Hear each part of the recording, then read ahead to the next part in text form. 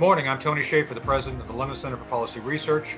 This is our Thought to Action podcast. We delve deeply into important issues, examine ideas, and discuss solutions, and put our thoughts into action. Today, we're joined by my friend and colleague, Steve Moore. Steve is, like me, a member of the Trump 2020 Advisory Board.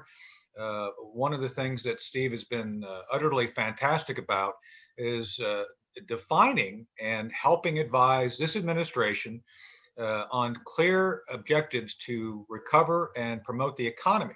And notably, and I'm speaking as a political scientist, a good economy benefits everyone. And so that's what we're going to talk about today, the 33% gross national product record. Steve, thank you for being here this morning, and welcome to Thought to Action.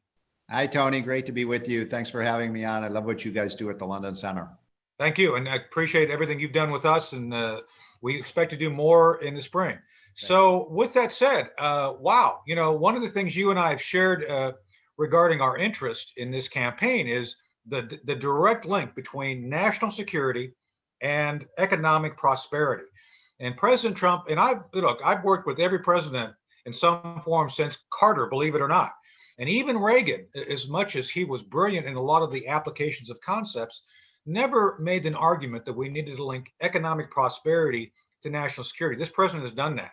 So with that said, I'm convinced that the 33% gross national product increase actually helps define and deter adversaries by the fact that we are seen as a very powerful nation. How do you agree with me on that, or how do you see that? Well, I do agree with you on that. And by the way, I think Ronald Reagan agreed with that premise too. Reagan used to say, "Strong at home, strong abroad." Right.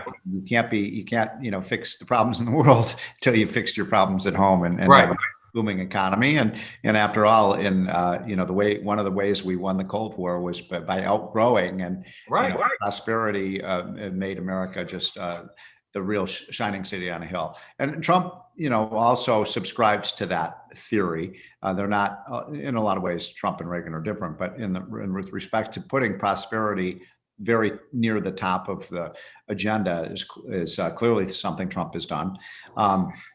So I agree with the premise. I think, when America gets it right, the world starts to get it right. We are the world leader in terms of economy. And one of the things that worries me about the potential of a Biden presidency is, his ideas on economics are frankly very wrong-headed. And if we move to the left, Tony, I really worry that not only will it injure our economy, but I think it'll have negative repercussions for so many of the other countries in the world. Oh, no doubt. And I think there's information out overnight where Kamala Harris has put out a video where she is essentially saying the Biden administration would essentially guarantee equal outcome for all.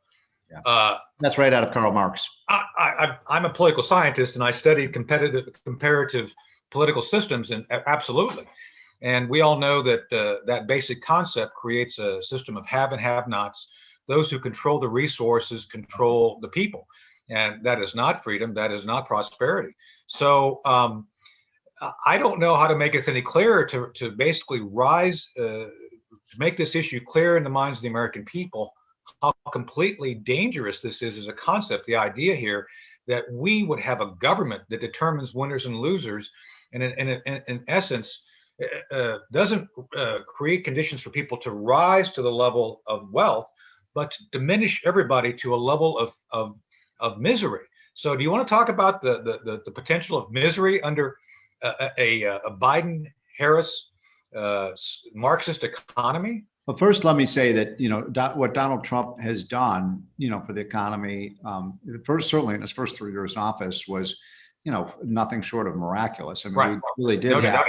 We did have, I watched this interview with Leslie Stahl on 60 Minutes where Trump said, we had the best economy ever, and Leslie Stahl, in a very abusive manner towards the president, scoffed for saying that. But, you could argue whether it's the best economy ever, but it's certainly one of the best economies ever. Right. You have the lowest poverty rate in the history of the United States. That means a smaller share of Americans were poor under Trump than any other time in the history of the country.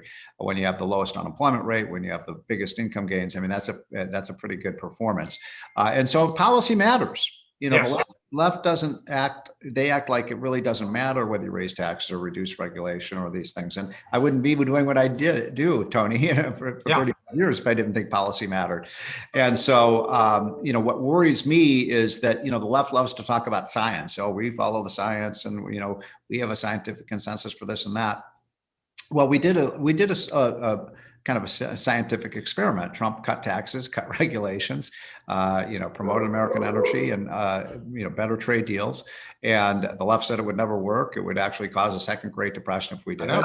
Of course, instead we got one of the best economies ever. So the thing that would worry me about this very severe recession that we would have if, in my opinion, if Biden takes over, especially in a shaky economy. I mean, we're just getting out of this, once in a century pandemic, which has done, severe damage to our economy. And then you put Biden's tax increases and re-regulation and all these other policies on top of that. I think it's a fool's errand. I think it will. And the people, Tony, I think this was the point, one of the points you were alluding to, the people who will be hurt the most by those policies are the people who are the first in line to get laid off. They're the lowest skilled, the lowest income people. People like you and I, it'll negatively affect us, but it's not going to ruin our lives. But for people who are, at the bottom, this is really, almost a matter of life and death, and their opportunity to be able to climb out of poverty and enter the middle class. And so I really pray that we see, better policies. And if the Biden were to win, and if Biden were to actually do all the things that he said he wants to do, I would find that to be very bearish for the American economy. And I thought I would never say this, but I think if Biden were to win the election, and after 4 years, I think the United States would surrender our world economic superpower status, because it would be so damaging to our prosperity. Right, and I link this again to national security, as we've talked about. Let's cover those points really quickly, because first off, I'm not an economist. I'm not an expert on economics, but it appears to me, Steve, that raising corporate tax means that tax is always passed on to the middle class. There's no such thing as a corporate tax. It is essentially, when the corporations get taxed, they pass it on to whoever the constituency is. We're that constituency. The taxes go up. And secondly, there's this oft repeated by the Biden-Harris team, both of them, that they're going to repeal the Trump tax cuts, which means everybody's taxes go up. Mm-hmm. So in a time of a fragile economy, as you pointed out, a lot of the economy has been damaged by the COVID shutdowns. I'm not here to debate whether it was right or wrong. I was against the shutdowns. I think many of us were, and now we know how to manage that, so we need to come back. Steve, it seems to me that the very people he's saying he wants to benefit would be most damaged by these draconian increases in tax. Am I correct in my assessment on this? Well, the whole purpose of the tax cuts was not to benefit rich people, was not to benefit big corporations. It was to make America a more competitive place in the global economy. So we saw the situation where our business tax rates were up here, the rest of the world was down here, and we had about a 15 percentage point disadvantage. And I remember telling then candidate Donald Trump, that this is unpatriotic, and all we're doing is giving a head start to all these countries that are down here. Why don't we get down? And I remember, we saying to Trump, we should get, if we get it to 20%, we'll be here. He said, and I'll never forget, Tony. He said, we said, what do you think about that? And he said, I don't like that. He said, I want to get down to here. Lower than the rest of the world. That's great. We didn't get lower than the rest of the world, but we went from having the highest tax in the world to being slightly below the average. Well, what effect that had, Tony, is it sucked capital from around the world back to the United States. You saw factories, you saw corporate headquarters, you saw businesses, and money flowing into the United States because of the after-tax rate of return was now higher in the United States than many other countries.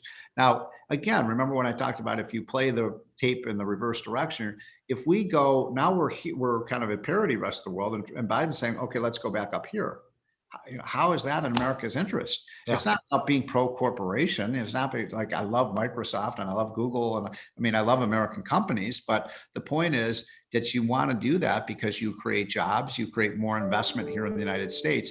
That $1 trillion that came into the United States, where do you think that went? It Yeah. went into building jobs, building businesses, reinvestment, more plants, more equipment, more computers, more technology. And it's one of the reasons the US economy, regained prosperity. Yeah. Well, clearly you built capacity. The capacity then results in jobs. Those jobs result in blue collar workers being employed and everybody benefiting. So, Steve, thank you for helping illustrate this. I think it's very important to get this out. We're going to have this.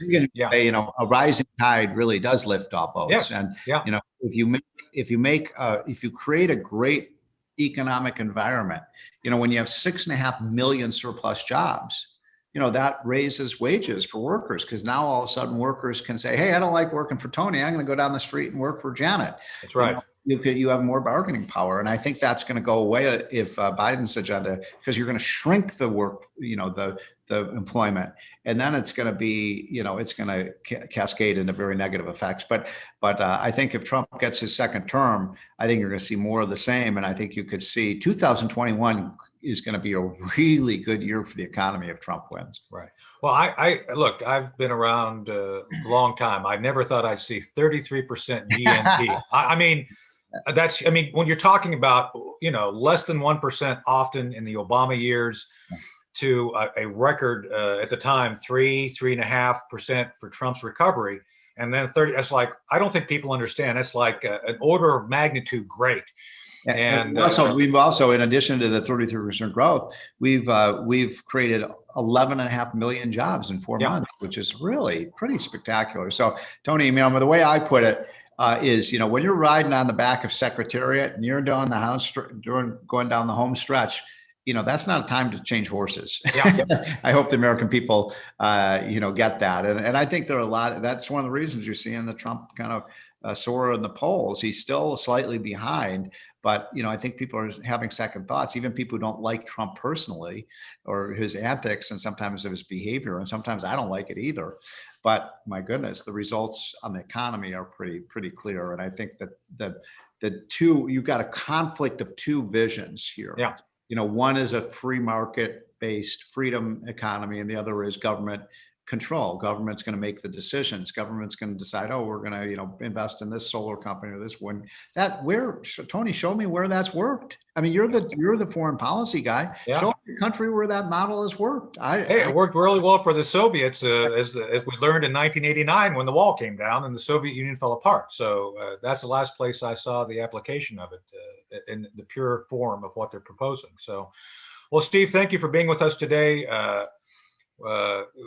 Reminding our audience, this is a great policy discussion. Policy matters. I don't think people understand, Steve, how important policy really is regarding the outcome for benefit of the American people.